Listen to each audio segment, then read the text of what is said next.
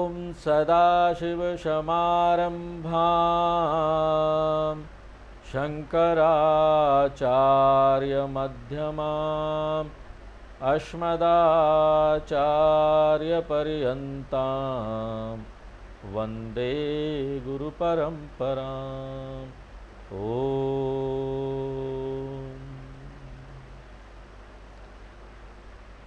दूसरे मुंडक के दूसरे खंड का 8वां मंत्र पढ़ें। मनोमय प्राण शरीर नेता, मनोमय प्राण शरीर नेता, प्रतिष्ठितो अन्ये हृदयं सन्निधाय, प्रतिष्ठितोऽन्ये हृदयं सन्निधाय, तद्विज्ञानेन परिपश्यन्ति धीराः, तद्विज्ञानेन परिपश्यन्ति धीराः, आनन्दरूपम् अमृतं यद्विभाति, आनन्दरूपम् अमृतं यद्विभाति। देखिए, इन सभी महावाक्य मंत्रों में शिक्षक सौनक विभिन्न तरीकों से, विभिन्न कोणों से जीवात्मा परमात्मा ऐक्यम को प्रकट कर रहे हैं। और 7वें मंत्र में शिक्षक ने बताया कि परमात्मा प्रत्येक शरीर में उसी जीवात्मा के रूप में स्थापित है। तो इस सर्वव्यापी परमात्मा का इस भौतिक शरीर के रूप में एक मंदिर है, जिसका उल्लेख 7वें मंत्र की अंतिम पंक्ति में किया गया था। व्योमन्यात्मा प्रतिष्ठितः। तो इस विचार को 8वें मंत्र में और स्पष्ट किया जा रहा है, जहाँ शिक्षक उस परमात्मा की बात करते हैं जो जीवात्मा के रूप में वही साक्षी चैतन्य है। और उस साक्षी चैतन्य का वर्णन पहली पंक्ति में इस प्रकार किया गया है, मनोमय प्राण शरीर नेता। मनोमय का अर्थ है वह जो विचारों की उपस्थिति और विचारों की अनुपस्थिति की साक्षी चेतना के रूप में मन में प्रकट होता है। तो यहाँ जैसा कि मैंने पिछली कक्षा में कहा था कि मनोमय शब्द को कोश नहीं समझना चाहिए, नहीं तो हम सोचेंगे मनोमय कोश। यहाँ मनोमय शब्द का तात्पर्य मन में प्राप्त होने वाली साक्षी चैतन्य से है। मन उपाधिकः, और आत्मा तो सर्वत्र है पर मन में साक्षी के रूप में उपलब्ध है। और केवल ये ही साक्षी चैतन्य नहीं है, प्राण शरीर नेता। प्राण शरीर का मतलब है सूक्ष्म शरीर।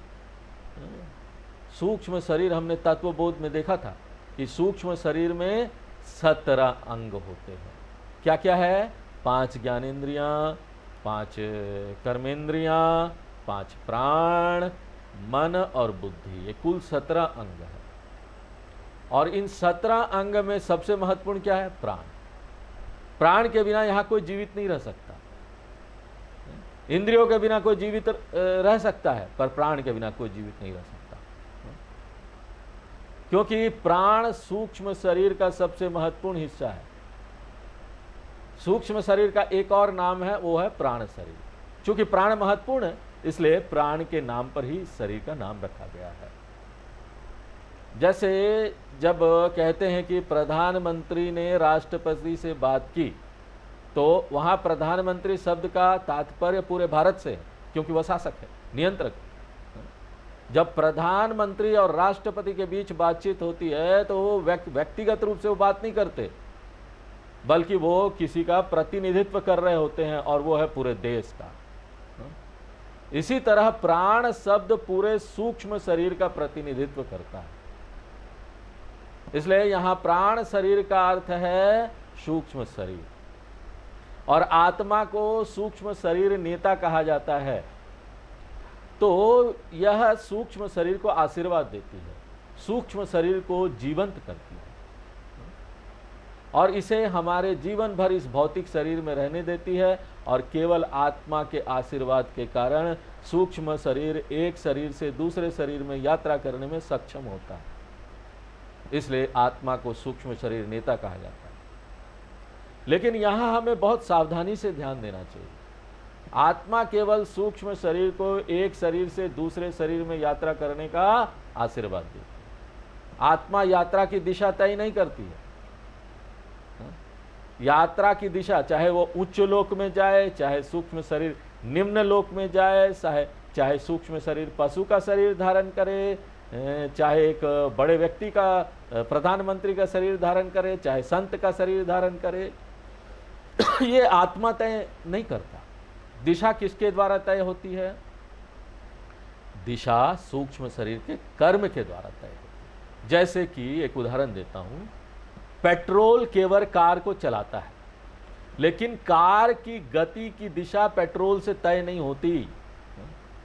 पेट्रोल के बिना कार नहीं चल सकती, पेट्रोल ही कार को चलाता है, लेकिन पेट्रोल यह तय नहीं करता कि कार को किस दिशा में ले जाना है, यह तय नहीं करता। वो तो उसके पीछे बैठा ड्राइवर तय करता है। इसी तरह आत्मा एक शरीर से दूसरे शरीर में यात्रा करने में सूक्ष्म शरीर को आशीर्वाद देती है, इसलिए इसे सूक्ष्म शरीर नेता कहा जाता है। और यह आत्मा कहाँ मौजूद है? अन्नमय कोश, स्थूल शरीर प्रतिष्ठित है। यह सर्वव्यापी परमात्मा हमारे भौतिक शरीर में जीवात्मा चेतना के रूप में स्थापित है। और यदि यह भौतिक शरीर मंदिर है तो इसका गर्भगृह क्या है? मंदिर का गर्भगृह होता है ना, जहां पर भगवान को रखते हैं। बाहर का तो एक गेट होता है, फिर मंदिर के अंदर जाएंगे तो और अंदर जाएंगे तो गर्भगृह। तो यहां पर कौन सा गर्भगृह है? हृदयम सन्निधाय, हृदय वह गर्भगृह है जिसमें आत्मा किस रूप में उपस्थित है? साक्षी चेतना। यहां तक हमने पिछली कक्षा में देखा। अब तीसरी और चौथी पंक्ति में शिक्षक कहते हैं कि व्यक्ति को उस आत्मा को जानना होगा। आत्मज्ञान सभी लोगों के लिए जरूरी है।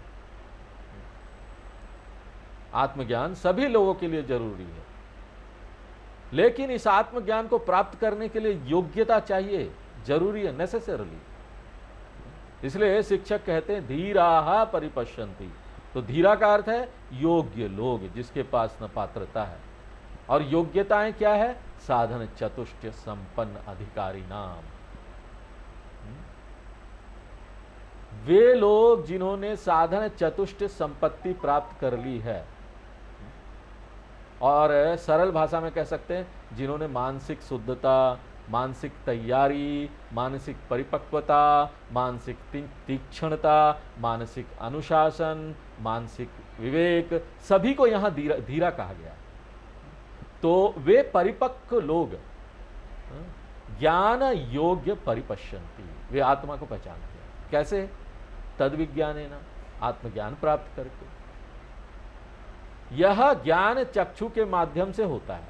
तद विज्ञानेन का अर्थ है ज्ञान की आंख के माध्यम से। ज्ञान चक्षु, जिसे प्रतीक रूप में माथे में तीसरी आंख के रूप में दर्शाया गया है।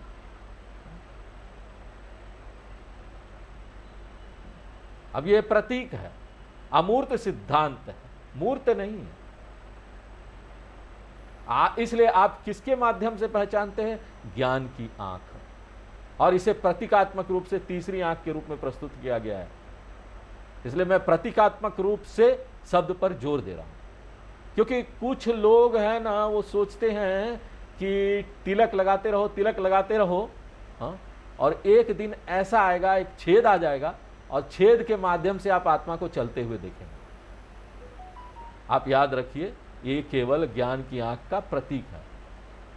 आत्मज्ञान की आंख के माध्यम से, तत्व का अर्थ है आत्मा। तो आत्मज्ञान चक्षुषः परिपश्यन्ति, वे पहचानते हैं, वो आत्मा को देखते हैं। कहाँ परिपश्यन्ति? हर जगह।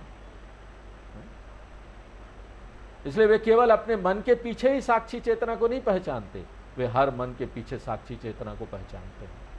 चैतन्यम, जो मेरे विचार को प्रकाशित करता है, वही चेतना आपके विचारों को प्रकाशित करती है। वही चेतना एक चींटी के विचारों को भी प्रकाशित करने वाली चेतना है। आप बोलेंगे चींटी के पास विचार कैसे है? होना ही चाहिए, नहीं तो वो लोग इतना मीटिंग कैसे करेंगे, एक जगह इतने जमा हो जाते हैं, आप देखते कितने अच्छे तरीके से। अरे उनका कम्युनिकेशन सिस्टम कितना अद्भुत है, संचार प्रणाली, सब योजना बनाना, सोचना, विवेक करना, सब उसमें होता है। अरे एकमात्र अंतर यही है कि पहले मैं सोचता था कि चेतना यही है और यह शरीर तक ही सीमित है। अब शास्त्रों के अध्ययन के बाद मुझे पता चला क्या है कि चेतना एक है, मन अनेक है। जैसे एक ही सूर्य है जो लखनऊ में को भी प्रकाशित करता है, जो दिल्ली को भी प्रकाशित करता है। ऐसा नहीं है कि लखनऊ का सूर्य अलग है, दिल्ली का सूर्य अलग है। प्रकाशित स्थान अनेक है लेकिन प्रकाशक एक है। इसलिए आत्मज्ञान चक्षुषः साधन चतुष्ट संपन्न अधिकारी न आत्मानं सर्वत्र सर्व अंतःकरण साक्षी रूपेण परित पश्यन्ति। और इस आत्मा का स्वरूप क्या है? साक्षी चैतन्य, आनंद रूपम, जो आनंद के स्वरूप का है। रूपम का अर्थ है स्वरूपम, आनंद रूपम का अर्थ है आनंद स्वरूप। और आनंद से आपका क्या तात्पर्य है? आनंद को पूर्ण स्वरूपम समझना चाहिए। हम पूर्ण हो गए, सीमित नहीं रहे, हम सीमाओं से मुक्त हो गए। और केवल आनंद पूर्णत्वम की प्रकृति का ही नहीं है। अमृतम, अमृतम का अर्थ है अपने शाश्वत के भीतर, अंदर अमृतम, अमृतम जिसका अंत नहीं है, विनाश नहीं है। नित्यम इत्यर्थ, नित्य आनंद रूप ब्रह्म परिपश्यन्ति। तो यहां हमें ध्यान से ध्यान रखना है कि इस संदर्भ में आनंद शब्द को एक्सपीरियंसल आनंद के रूप में नहीं लिया जाना चाहिए। आनंद का अनुभव होता है ना, वैसे नहीं लिया जाना चाहिए। हम इसे अनुभवात्मक आनंद के रूप में क्यों नहीं लेते? क्योंकि उपनिषद नित्य आनंद स्वरूपम शब्द का प्रयोग करते हैं। कोई भी अनुभव वाला जो आनंद है वो हमेशा नहीं रहता, वो अनित्य है। कोई भी आनंद का अनुभव हो, चाहे वो कितना भी महान हो, कितना भी असाधारण हो, कितना भी रहस्यमय हो, वो एक्सपीरियंस वाला आनंद हो सकता है, परिमित है। इसलिए जो भी अनुभवात्मक आनंद की बात करता है, देखो वो कहेंगे मुझे उस विशेष स्थान पर जाकर अनंत आनंद मिला। तो वो किस भाषा का प्रयोग करते हैं? मिला, अब नहीं मिल रहा है? अरे कहीं जाकर आपको आनंद मिला, भूतकाल हो गया ना। भूतकाल में आनंद मिला, अब मैं इस काल में हूं और इसमें नहीं मिल रहा है। या फिर वो कहते मैं निर्विकल्प समाधि में था और निर्विकल्प समाधि में मैंने असाधारण आनंद का आनंद लिया। और यह कब उपलब्ध हुआ? निर्विकल्प समाधि में। और अब नहीं है क्या? नहीं है। इसका मतलब क्या है? ये नित्य नहीं है, अनित्य है। यह अनित्य है, जबकि आत्मा को नित्य आनंद के रूप में परिभाषित कर रहे हैं, जिसका अर्थ है यह एक्सपीरियंस वाला आनंद नहीं है। इसलिए आनंद का अर्थ क्या है? पूर्णत्व, परिपूर्णता। हम पूर्ण हो गए। और आप इस नित्य आनंद को कैसे प्राप्त करते हैं? आप इस नित्य आनंद को कैसे प्राप्त करते हैं? देखिए, अब इस प्रश्न में ही ना एक तार्किक खामी है। आप क्या पूछ रहे हैं? मैं इस शाश्वत आनंद को कैसे प्राप्त कर सकता हूं? देख रहे हैं इस प्रश्न में क्या अतार्किकता आप देख सकते हैं। इलॉजिकल है। क्योंकि अगर आप बोलेंगे मैं उसे प्राप्त करने जा रहा हूं, तो आप बोलेंगे आनंद पहले नहीं था, एक विशेष समय में नहीं था, इसकी शुरुआत हुई।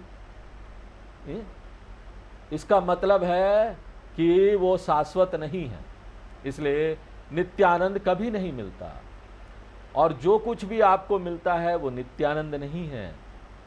इसलिए नित्यानंद स्वीकार करने की बात है।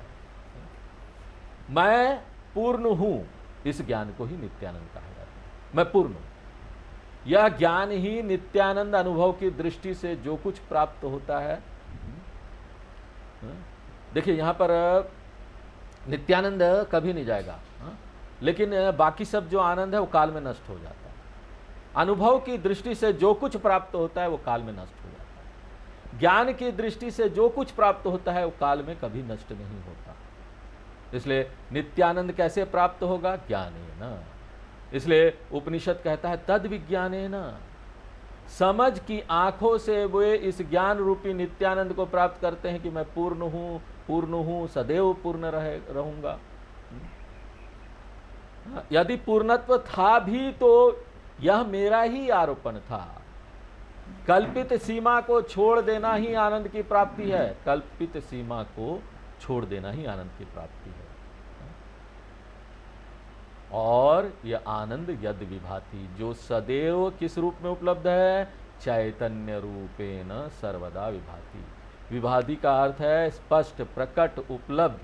तो इस प्रकार पूर्ण आनंद आत्मा सदैव किस रूप में उपलब्ध है? चेतना तत्व। इसलिए मुझे क्या करना चाहिए?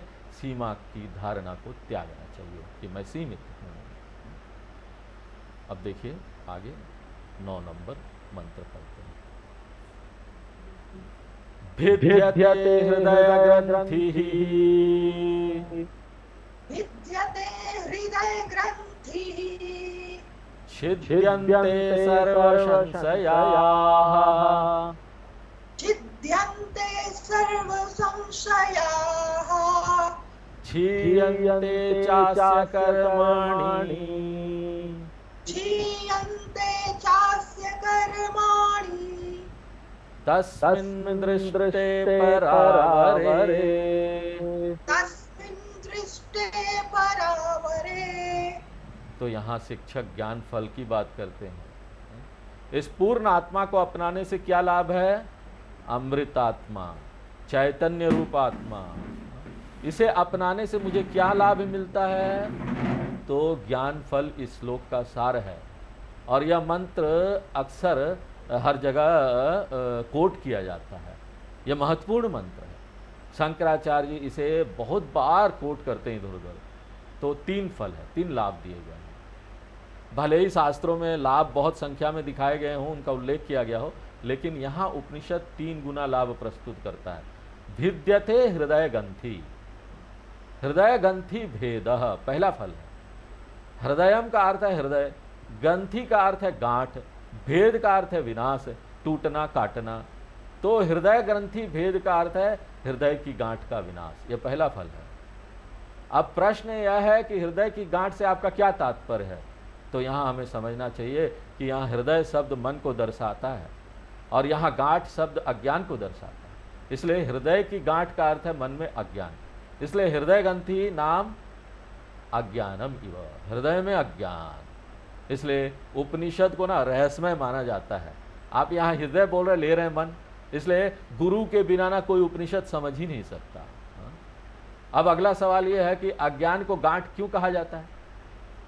मैंने ना पहले ही पिछले भाग में इसकी व्याख्या कर दी थी। अंतिम मंत्र जो है ना दूसरे मुंडक के पहले खंड का 10वां मंत्र, वही बात बोला जा रहा है। पुरुषम एवेदम विश्वम कर्मा तपो ब्रह्म परामृतम एतद्यो वेद निहितम गुहायाम सो विद्या ग्रंथिम विकीर्ति सौम्य। 10वां दूसरे मुंडक के पहले खंड का 10वां मंत्र। वहां प्रयुक्त शब्द है अविद्या ग्रंथि, यहां प्रयुक्त शब्द है हृदय ग्रंथि। वहां मैंने समझाया है, मैं डिटेल में नहीं जाऊंगा, मैं संक्षेप में आपको याद दिला दूंगा। अज्ञान को 2 कारणों से गांठ कहा जाता है। पहला कारण, कोई भी गांठ जो बहुत पुरानी हो, आसानी से नहीं हटाई जा सकती, वो सख्त गांठ है। अगर यह हाल ही में लगी है तो कोई समस्या नहीं है, लेकिन यह गांठ जो है ना बहुत पुरानी है, बहुत बहुत परेशान करने वाली है। कई जन्मों से चला आ रहा है, गांठ आसानी से नहीं खुलती। इसी तरह यह अविद्या गांठ भी एक दिन पुरानी या महीने पुरानी, ये वर्षों पुरानी नहीं है, ये जन्मों जन्म पुरानी है। इसलिए बहुत आसान नहीं है। शंकराचार्य जी अपने टिप्पणी में लिखते हैं ग्रंथि एव दृढ़ीभूता। दृढ़ीभूता का क्या मतलब है? बहुत सख्त हो गई है। इसलिए पहली व्याख्या यह है कि इसे आसानी से हटाया नहीं जा सकता। और इसलिए शादी में भी क्या होता है, पति पत्नी या 2 परिवारों के मिलन को दर्शाने के लिए प्रतीकात्मक रूप में आप क्या लगाते, कपड़े में गांठ लगाते हैं। हाँ? वो भी क्या बांध रहा है, पति का परिवार, पत्नी का परिवार, इसलिए गांठ दो चीजों को जोड़ती है। हाँ? यहाँ अज्ञान भी वही काम करता है, वो दो चीजों को मिला देता है। वो दो चीजें क्या है, आत्मा और अनात्मा, आत्मा और शरीर। हालांकि मैं शरीर से बिल्कुल अलग हूं, मैं दृष्टा हूं, शरीर दृश्य है, मैं अनुभव करता हूं। शरीर स्पष्ट रूप से अनुभव का विषय है, शरीर बदलता रहता है। बाल्यम, कौमारम, यौवनम, वार्धक्यम, वार्धक्यम यानी बुढ़ापा।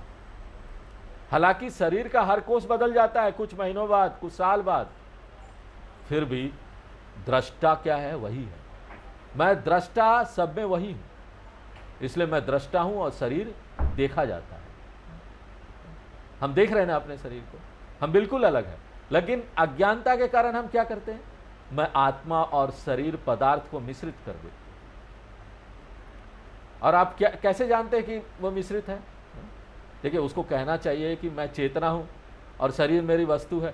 ऐसा कहने के बजाय वो क्या कहता है, मैं 20 वर्ष का हूं। इसलिए हम शरीर के जन्म को मेरा जन्म मानते हैं, शरीर की उम्र मेरी उम्र के रूप में, शरीर की बीमारी मेरी बीमारी के रूप में। जो ये संकेत करती कि मैंने गड़बड़ कर दी है, आत्मा और अनात्मा को मिला दिया है। स्वामी चिन्मयानंद जी ने बड़ा सुंदर शब्द का उपयोग किया इसके लिए। वो बोलते हैं ना, ये बड़ा ना अपवित्र विवाह है। पवित्र नहीं, अपवित्र। आमतौर पर विवाह को क्या माना जाता है, पवित्र। इसलिए दक्षिण भारत में, महाराष्ट्र आदि में, गुजरात में भी विवाह को क्या बोलते हैं, कल्याणम। कल्याणम शब्द का प्रयोग करते हैं। संस्कृत में कल्याणम शब्द का अर्थ मंगलम है, विवाह नहीं, लेकिन फिर भी वो विवाह को क्या बोलते हैं, कल्याणम। क्यों? विवाह में कल्याण होने वाला है, मंगल होने वाला है।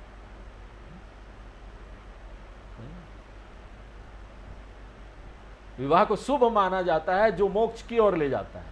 मोक्ष की ओर ले जाने वाला गृहस्थ आश्रम पवित्र है, किंतु आत्मा और अनात्मा का विवाह क्या है, अपवित्र है। इन दोनों को अलग होना ही चाहिए। ये एक ऐसी विवाह है जहां अलगाव पवित्र माना जाएगा। दोनों को हटाना, अलगाव करना, और ये अलगाव गांठ को हटाना है, आत्मा अनात्मा विवेक करके। स्वामी चिन्मयानंद जी ने इसे बहुत अच्छे से बताया है कि यह इस्लाम के अलगाव की तरह है। हाँ, इस्लाम में क्या बोलते हैं, अगर किसी को छोड़ना होता है अपनी वाइफ को तो क्या बोलते हैं, तलाक तलाक तलाक। 3 बार तलाक बोल दिया, अलग। और ये 3 तलाक क्या है मालूम है वेदांत में? स्थूल शरीर का तलाक, सूक्ष्म शरीर का तलाक, कारण शरीर का तलाक। आप 3 शरीर से मुक्त हो गए, इन तीनों का तलाक कर दिया। आप चैतन्यम शरीर ही है, इसे कहते हैं भिद्यते हृदय ग्रंथि। तलाक प्रक्रिया, यह पहला फल है। और दूसरा फल क्या है, सर्व संशय छिद्यन्ते। तो पहला है अज्ञान नाश, दूसरा है सर्व संशय नाश। शिक्षा जो आपको दिया जा रहा है, ज्ञान, उसके संबंध में कोई भी संशय है तो उसका नाश हो जाता है, क्योंकि ये जानने की बात है, मानने की नहीं। हम किसी चीज पर विश्वास करने की बात नहीं कर रहे हैं। विश्वास करने के लिए शिक्षा की आवश्यकता नहीं है। देखो, स्वर्ग होता है ना, हमको आपको ये सिखाना पड़ेगा स्वर्ग होता है, ऐसा होता है, यहाँ है। अरे स्वर्ग है तो है, आप मानो या ना मानो, मानो तो है, ना मानो तो नहीं है। मुझे कुछ इसके लिए सिखाना नहीं। शिक्षा वहां आती है जहां समझ है, उपदेश वहां आता है जहां विश्वास है। वेदांत कोई विश्वास नहीं है, इसके लिए उपदेश की आवश्यकता की जरूरत नहीं। वेदांत एक ज्ञान है, इसके लिए शिक्षण की आवश्यकता है। व्यक्ति को विश्वास और ज्ञान में अंतर करना चाहिए, व्यक्ति को उपदेश और शिक्षण में अंतर करना चाहिए। शिक्षण का क्या मतलब है, मैं को ज्ञान दे रहा हूं, जैसे कि फिजिक्स का ज्ञान, केमिस्ट्री का ज्ञान, अर्थशास्त्र का ज्ञान। कोई फिजिक्स का टीचर आकर ये नहीं कहता, हाँ मैं फिजिक्स का टीचर आ गया क्लास में, देखो ये से नियम है, न्यूटन लॉज, ये लॉज, विश्वास कर लो। बोलता विश्वास कर लो। उससे ये अपेक्षा की जाती है कि वो आपको शिक्षा देकर इस चीज को दिखा देगा। वो दिखा देगा कि ये समीकरण जो है, ये जो इक्वेशन है, वो कैसे सही है। इसके लिए गुरु की जरूरत होती है, शिक्षा देने के लिए। गुरु और शिक्षा संप्रदाय की आवश्यकता है, परंपरा की आवश्यकता है। देखिए इसमें प्रश्न भी है और उत्तर भी है, दोनों होते हैं। अर्जुन ने सोचे गीता में कितने प्रश्न पूछे, इसलिए यह समझने का विषय है। और समझने का अर्थ संदेह नहीं होना चाहिए, संदेह पूर्ण समझ होना चाहिए। बिना समझ के क्या है कि वो नहीं समझना जैसा है।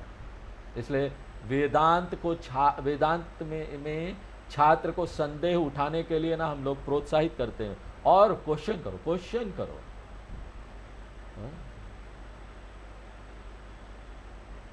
शिक्षण में बहुत सारे संदेह होते हैं, क्योंकि जो शिक्षण हम यहां दे रहे हैं, जो शिक्षा हम दे रहे हैं, मेरे अनुभव से पूरी तरह वो क्या है, उल्टा है, विरोधाभासी लगता है। वेदांत के जितने भी सिद्धांत है ना, मूलभूत सिद्धांत, उसको पचाना, निगलना बहुत कठिन है। वेदांत 3 चीजों के बारे में सिखाता है, जीव, जगत और ईश्वर।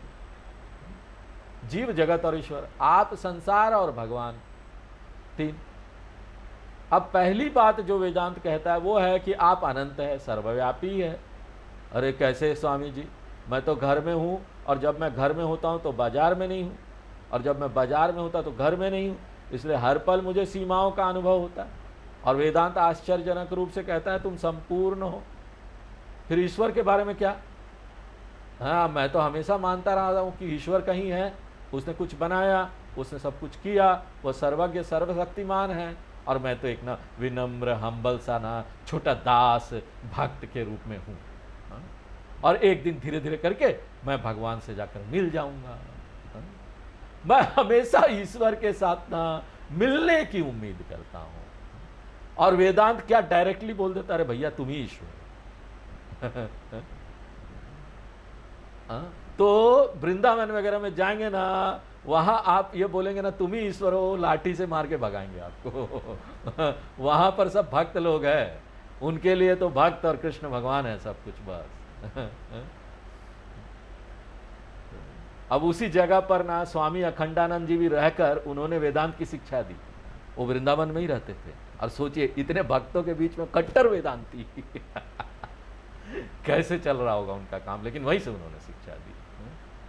तो यह ईश्वर के संबंध में दूसरी और निगलने योग्य अविश्वसनीय शिक्षा है। फिर उसके बाद दुनिया के बारे में क्या कहा गया? शास्त्र कहते हैं कि दुनिया नाम की कोई चीज ही नहीं है। बाप रे, ये और भयानक है, दुनिया है ही नहीं बोलते हैं। और अगर है भी ना तो असत्य है। ज्यादा से ज्यादा हम कंसेशन आपको दे सकते हैं, अगर है भी तो वो क्या है? असत्य है। शाश्वत अदृश्यम ब्रह्म, एकमात्र वही वास्तविकता है, रियल है। हमेशा जो दृश्यमान दुनिया है, वेदांत कहता है वो असत्य है। ब्रह्म जो है वो रियल है, केवल वही है। इसलिए वह जीव की वेदांतिक शिक्षा को स्वीकार नहीं करता, ईश्वर की वेदांतिक शिक्षा को स्वीकार नहीं कर सकता, दुनिया नहीं है उसकी वेदांतिक शिक्षा को स्वीकार नहीं कर सकता। इन 3 सिद्धांत को छोड़कर मैं इन 3 को स्वीकार नहीं करना चाहता, बाकी सभी को स्वीकार कर लूंगा, तो इन 3 को छोड़कर और वेदांत है क्या? वेदांत का सार ही यही है, ब्रह्म सत्यम जगन मिथ्या जीवो ब्रह्मेव न परः। और स्पष्ट ज्ञान का मतलब है मुझे इन तीनों मूल सिद्धांतों को स्वीकार करने या उसके बारे में आश्वस्त होने में सक्षम होना चाहिए। मुझे अन्य लोगों को समझाने की आवश्यकता नहीं है, और मैं ऐसा कर भी नहीं सकता। दूसरों को मैं नहीं बोल सकता मैं ज्ञानी हो गया, मैं ज्ञान, मुझे मान लो ना। साथ ही मुझे प्रश्न पूछना है, क्या मैं आश्वस्त हूं, मैं जान गया हूं कि नहीं। कुछ लोग हैं जो स्वामी जी के पास आकर कहते हैं, स्वामी जी किसी ने ये प्रश्न पूछा था और मैंने प्रश्न का उत्तर दिया और वो व्यक्ति उत्तर से संतुष्ट हुआ, लेकिन ना मैं खुद संतुष्ट नहीं हूं अपने उत्तर से। याद रखिए, आप पूरी दुनिया को आश्वस्त कर सकते, कोई फायदा नहीं। प्रश्न पूछे, क्या मैं आश्वस्त हूं? दूसरी ओर एक बार जब मैं आश्वस्त हो जाता हूं तो पूरी दुनिया को आश्वस्त ना होने दे, मुझे परवाह नहीं है। इसलिए इन 3 मूल शिक्षाओं के बारे में मैं सभी जो है ना प्रश्न मेरे दूर हो जाने चाहिए। केवल तभी हमको स्पष्ट ज्ञान हो सकता है, और श्रवण और मनन से प्राप्त होने चाहिए। ज्ञान श्रवण से प्राप्त होता है, विज्ञान श्रवण मनन से प्राप्त होता है। विज्ञान का क्या मतलब है? निसंदेह ज्ञान। और एक बार यह निस्संदेह ज्ञान आ जाए तो अज्ञान पूरी तरह से चला जाता है और सभी संदेह भी पूरी तरह से चले जाते हैं। यह दूसरा लाभ है। पहला लाभ है अज्ञान नाश, दूसरा लाभ है संशय नाश। तो उसने सोचा, एक ऐसा ही व्यक्ति था, उसने सोचा कि वो कीड़ा है, कीड़ा। उसको साइकोलॉजिकल प्रॉब्लम हो गई, मानसिक प्रॉब्लम हो गई। जब भी वो बाहर जाता था वो सोचता था वो कीड़ा है, उसको कोई पक्षी खा लेगा, कौवा देखता था चोंच मार देगा, भाग जाता था अंदर। तो उसको ना एक पागल खाने में ले जाया गया। डॉक्टर ने उसको बुलाया और उससे कहा, देखो तुम गलत समझ रहे हो, देखो अपने आप को आईना में देखो, तुम कीड़ा नहीं हो। और उसने कहा, देखो देखो कीड़े को देखो, एक कीड़ा सामने रख दिया, अपने को देखो, दोनों अलग अलग है ना, कीड़ा तुमसे अलग है। मैं बिल्कुल अलग हूं। उसने पूछा, अब तुम क्या अस्वस्थ हो? तो कई सारे सेशन के बाद, लाखों रुपया खर्च करने के बाद उसने माना कि वो कीड़ा नहीं है। कीड़ा नहीं, एक इंसान है। तुम कीड़ा नहीं हो, तुम एक इंसान। 3.5 साल का कोर्स करना पड़ा उसके लिए। तो फिर उसने कहा, हाँ अब मेरे लिए बहुत स्पष्ट हो गया, मैं इंसान हूं, कीड़ा नहीं हूं। जैसे बाहर गया, दूसरे कौवा मिला, डॉक्टर, फिर वापस आया, डॉक्टर डॉक्टर कौवा है। अरे तुम कौवे से क्यों डरते हो? तुमको बताया तो तुम इंसान हो, कीड़ा नहीं हो। हाँ डॉक्टर, मुझे पता है कि मैं इंसान हूं, कीड़ा नहीं हूं, लेकिन कौवे को क्या पता? आपने कौवे को बुला कर क्या 3.5 साल का कोई कोर्स कराया?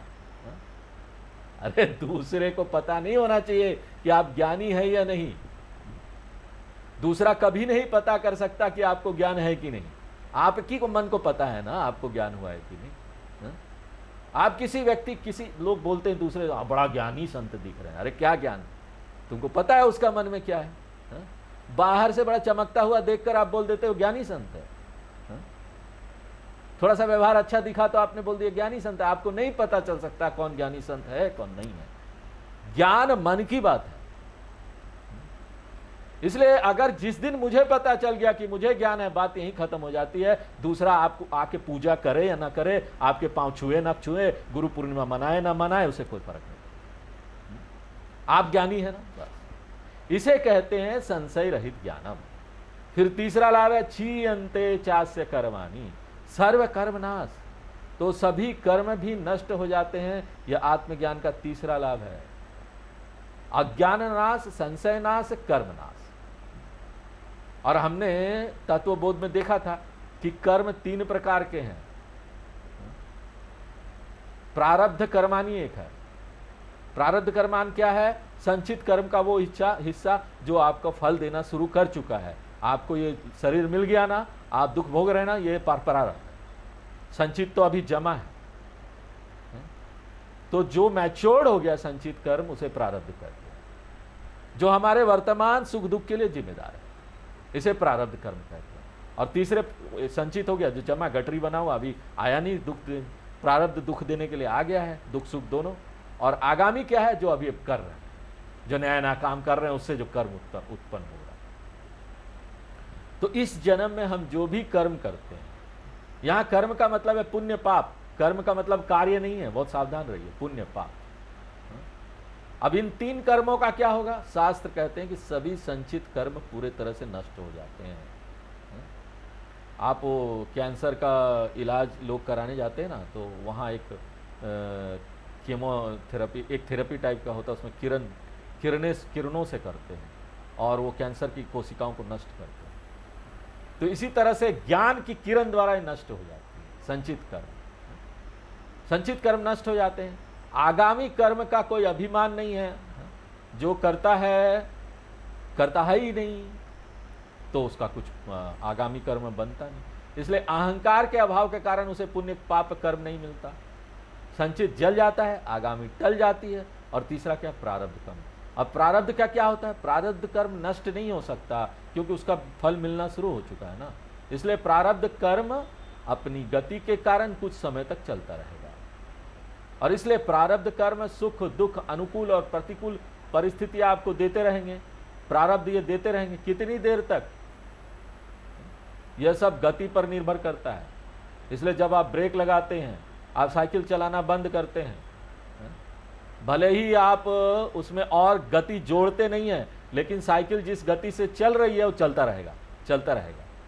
आप कुछ कर नहीं रहे हैं। कितनी देर तक चलेगा? जब तक वो आपको चक्र जो है ना खत्म नहीं होता। हाँ? निर्भर करता है केस टू केस। कई मामला लंबा समय तक चलेगा, कई लोग लंबे समय तक जिंदा रहते हैं। पंखा को बंद करने के बाद पंखा चलता रहता है ना, टक टक टक टक टक। उसी तरह ज्ञानी का क्या है, हाँ? ज्ञान होने के बाद जीवन चलता रहता है। उसने कुछ करना बंद कर दिया, आगे कुछ नहीं होगा, लेकिन वो चलता रहेगा। अनुकूल प्रतिकूल परिस्थितियां उसके जीवन में भी आएगी, हाँ? उसके जीवन में भी बीमारी सब आएगा, अस्वस्थ होगा वो। जैसे कोई प्रशंसा कर रहा है, कोई अपमान कर रहा है, उसको मान अपमान जैसी परिस्थितियां आएंगी उसको भी। ये सब प्रारब्ध होगा। फिर अगला प्रश्न आएगा कि यदि प्रारब्ध नहीं नष्ट हो सकता और यदि प्रारब्ध अनुकूल और प्रतिकूल परिस्थिति देने वाला है तो कोई मुक्त व्यक्ति कैसे बन सकता है?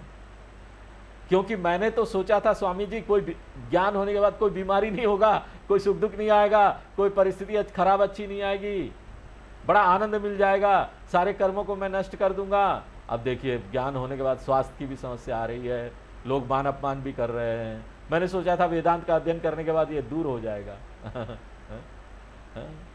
और आप कहते हैं ऐसे ही रहेगा, इसमें कुछ नहीं होने वाला है। मैंने सोचा था मेरे परिवार के सदस्य बदल जाएंगे, गायब हो जाएंगे, सुबह उठेंगे सब गायब, कितना अच्छा होगा, कोई झगड़ा नहीं। और आप कहते नहीं नहीं उन कुछ नहीं होगा, वो सब वैसे ही रहेंगे। तो अगर सब कुछ वैसे ही रहने वाला है तो जीवन में उतार चढ़ाव भी वैसे ही आने वाला है, तो मुझे क्या लाभ मिलने वाला है? इसके लिए वेदांत का उत्तर है आपकी मानसिक शांति अनुकूल या प्रतिकूल परिस्थिति पर निर्भर नहीं करती। परिस्थितियां आपकी शांति का निर्धारण नहीं करती, लेकिन परिस्थितियों के प्रति आपका दृष्टिकोण ही आपकी शांति का निर्धारण करेगा। यह परिस्थितियां नहीं है, शारीरिक या पारिवारिक या सामाजिक या राष्ट्रीय। बाहरी दुनिया आपके मन की शांति का निर्धारण नहीं कर सकती।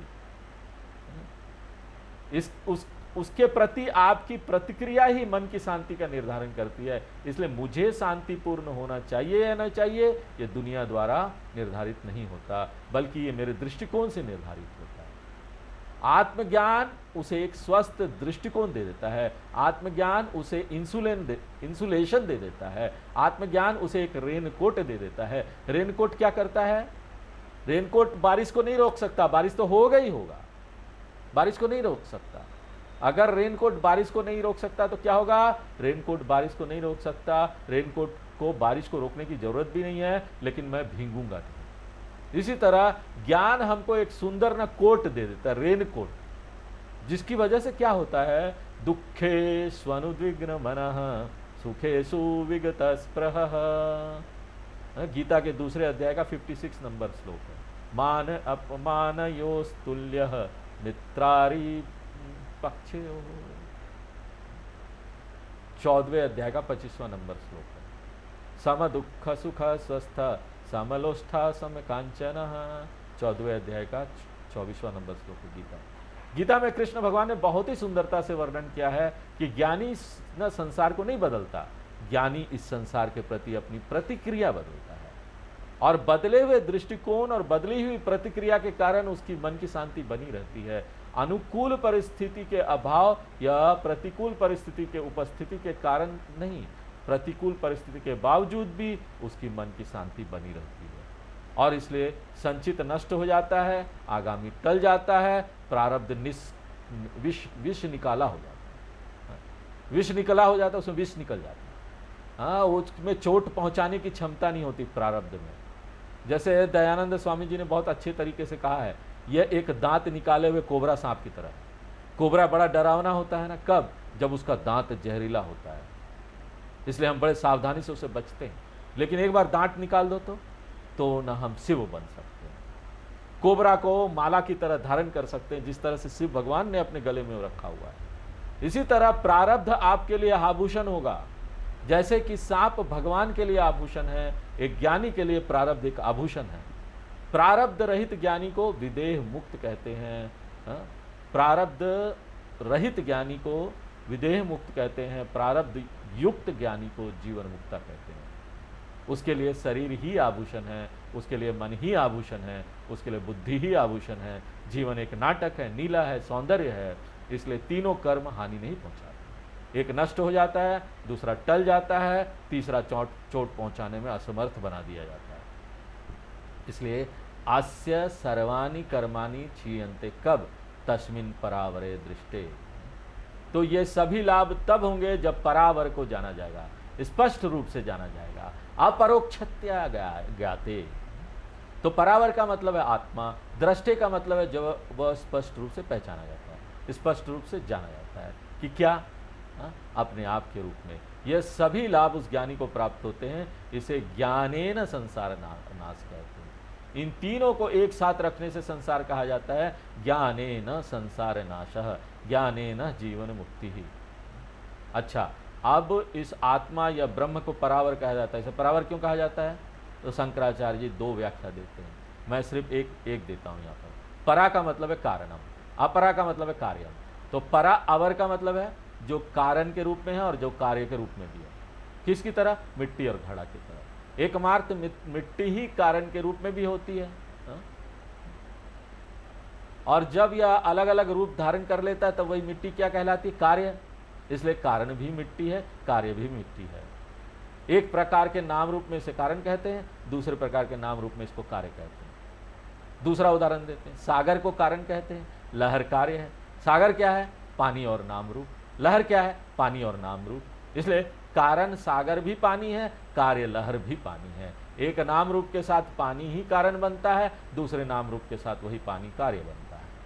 अगर आप और विवरण चाहते हैं तो हम कह सकते हैं कि संभावित नाम रूप वाला एक पानी कारण कहलाता है, अव्यक्त नाम रूप इसे कारण कहते हैं, अव्यक्त जो वही पानी व्यक्त नाम रूप उसे कार्य कहते हैं। संक्षेप में कहें तो चाहे कारण हो या कार्य, सब कुछ ब्रह्म है। ब्रह्मार्पणम ब्रह्म हवि। इसलिए ब्रह्म को एक उपाधि मिलती है, और उपाधि क्या है? कार्य कारण रूपम या फिर अवरा रूपम। और जब उस ब्रह्म को जान लिया जाता है तो व्यक्ति को यह सब लाभ प्राप्त होता है। अब थोड़ा सा 10वां नंबर मंत्र भी देख लेते हैं। हिरण्मये परे कोशे, हिरण्यमये परे कोशे, विरजं ब्रह्म निष्कलम्, विरजं ब्रह्म निष्कलम्, तच्छुभ्रं ज्योतिषां ज्योतिः, तच्छुभ्रं ज्योतिषां ज्योतिः, तद्यदात्मविदो विदुः, तद्यदात्मविदो विदुः। तो इस श्लोक में फिर से शिक्षक जीवात्मा परमात्मा ऐक्य के बारे में बात कर रहे हैं।